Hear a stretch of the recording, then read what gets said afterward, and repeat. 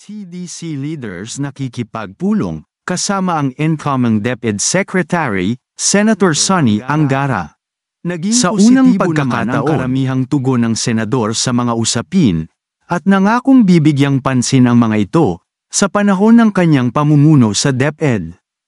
Kabilang na sa mga ito ang umento sa sahod, pagsasaayos ng promotion system hanggang sa senior high school, pagpapawalang bisa sa RPMS, pagtatalaga ng karagdagang personnel, kabilang na ang SPED teachers, pagsasaayos sa GSIS, pagbibigay ng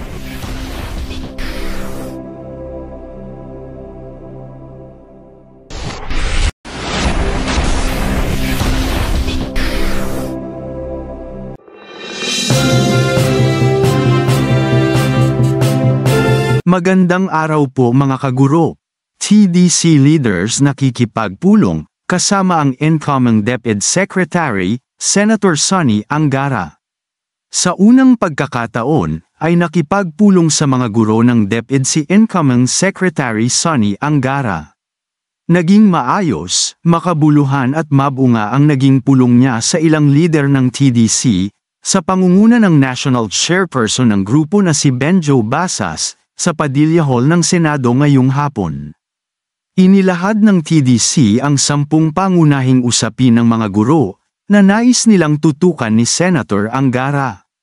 Naging positibo naman ang karamihang tugon ng senador sa mga usapin, at nangakong bibigyang pansin ang mga ito, sa panahon ng kanyang pamumuno sa DepEd. Kabilang na sa mga ito ang umento sa sahod, pagsasaayos ng promotion system hanggang sa senior high school, pagpapawalang bisa sa RPMS, pagtatalaga ng karagdagang personnel, kabilang na ang SPED teachers, pagsasaayos sa GSIS, pagbibigay ng proteksyon sa mga guro, pagpapalakas sa kurikulum, pagtitiyak sa kagamitan at pasilidad sa paaralan, at iba pa. Nangako ang dalawang panig, sa pagpapatuloy ng bukas na komunikasyon sa isa't isa, ukol sa mga usapin ng mga guro, at sektor ng edukasyon. Bagamat positibo ang unang impresyon ng mga guro sa magiging kalihim, tiniyak naman ng TDC, na magiging mapagbantay sa mga policy, at programa ng DepEd, sa kabila ng bukas nitong pakikipag-ugnayan sa bagong pamunuan.